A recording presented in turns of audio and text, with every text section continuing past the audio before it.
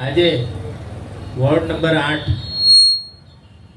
ચૂંટણી કાર્યાલયના ઉદ્ઘાટન પ્રસંગે અત્રે ઉપસ્થિત નવસારી જિલ્લાના યશસ્વી પ્રમુખ શ્રી ભૂરાભાઈ શાહ સાહેબ, આ વિસ્તારમાં જેમણે પોતાનો જીવ રેડેલો છે એવા સર્વાધિક લોકપ્રિય ધારાસભ્ય શ્રી આરસી પટેલ સાહેબ,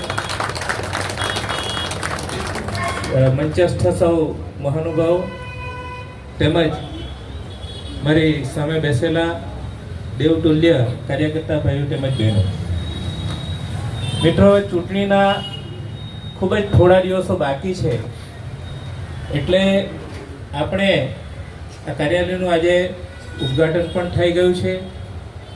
આપણે બધાએ ભેગા મળીને કાર્યાલયને સક્રિય રાખવાનું છે અને આપણી સામે પક્ષે આપણને એવું લાગે છે કે કોઈ નથી, પરંતુ આપણે એક ચિંતા એવી કરવાની છે, સામે કોઈ નથી એટલે આપણામાં એક શિથિલતા આવી જતી હોય છે, પરંતુ આપણે આપણા જે ઉમેદવાર છે યશસ્વી પ્રદેશ પ્રમુખ છે અને તમે નસીબદાર છો તમારા ઉમેદવાર છે, તો એમને આખા દેશમાં સર્વાધિક લીડથી ચૂંટીને મોકલવાના છે. તો એના માટે આપણે એક એક મતની ચિંતા કરીએ અને કોઈ મત છૂટી ન જાય. આપણા અડોશ પડોશમાં કોઈ મતદાર હોય અને એ કશે બહારગામ ગયેલા હોય અને એમને લાવી શકાતા હોય તો એમને કેવી રીતે લાવવાનું અને મતદાન કરાવવાનું, એવી બધી ચિંતા આપણે કરવાની છે.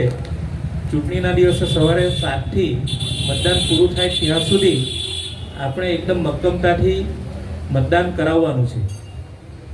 તો આ માટે સૌ આપણે મંડી પડીએ અને આ કાર્યમાં આપણને સફળતા મળે એ માટે ભગવાનને પ્રાર્થના કરી વિરમું છું. આભાર. ભારત માતા કી જય. જય જય કરી વિજય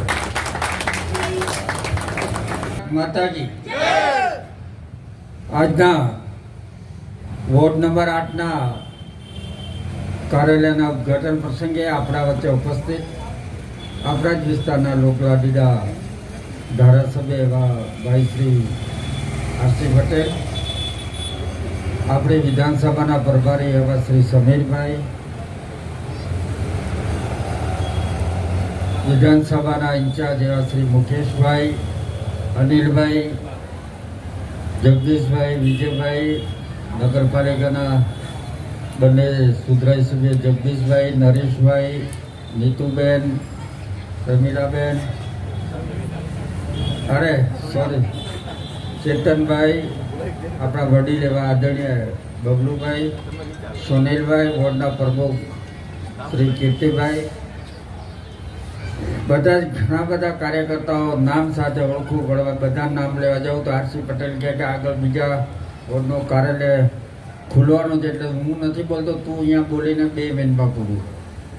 પણ મિત્રો, આપણે હવે 7મી તારીખ ને આજે થઈ ગઈ 1લી તારીખ, એટલે હવે આપણી પાસે ફક્ત 5 જ દિવસ છે. આપણે અવારનવાર આ વોર્ડમાં તમે 3 મિટિંગો કરી ચૂક્યા છો, એટલે બધા વિષય પણ મુકાઈ ગયા છે. પણ હવે આપણું લક્ષ્ય એક જ છે કે 7મી તારીખે આપણા બૂથમાં, આપણા વોર્ડમાં 100થી વધારે મતદાન કરીને નવસારીમાં જે એક છાપ છે કે ભાઈ વિજલપુરમાં 60%, 61% એટલું મતદાન થાય, તો આપણે એ છાપ ભૂસવાની છે.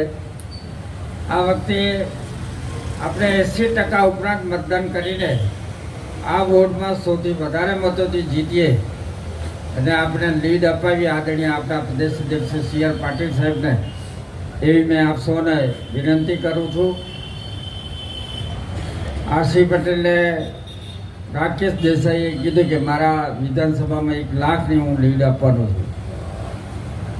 રાકેશભાઈ પ્રથમવાર ધારાસભ્ય છે, આરસી 6ઠી વાર છે, તો એના કરતાં તો વધારે જ લીડ આપવી પડે.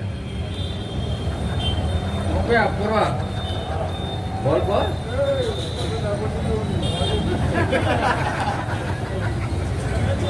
કોઈ સ્ટેટમેન્ટ નથી, રિઝલ્ટના દિવસે આ ખબર પડી જાય. હું બોલી દઉં. તો આપણે નીચું તો નહીં જ પડવા દઈએ ને, એ તો વિજલપુરની ખાસિયત છે. 4 તારીખે ખબર પડી જાય. હે 4 તારીખે ખબર પડી જાય. 4 તારીખે 4 જૂને હા, મને એમ કે પરમદાડે 4 તારીખે પાછી. તો આપણે સૌથી વધારે મતદાન કરીને આપણે ઉમેદવારને સૌથી વધારે આ વોટમાં નવસારીમાંથી લીડ મળે એવી મેં આપ સૌ પાસે આશા રાખું છું. અને સૌથી વધારે જ્યારે આરસી પટેલની જો 6ઠ્ઠી ટર્મ છે, રાકેશભાઈની પહેલી ટર્મ છે, તો આરસી પટેલ કંઈ એકલાથી કંઈ આ નથી થઈ જતો. તમારા બધાને સથવારે બધા મહેનત કરીએ તો જ આપણને આ પરિણામ મળી શકે.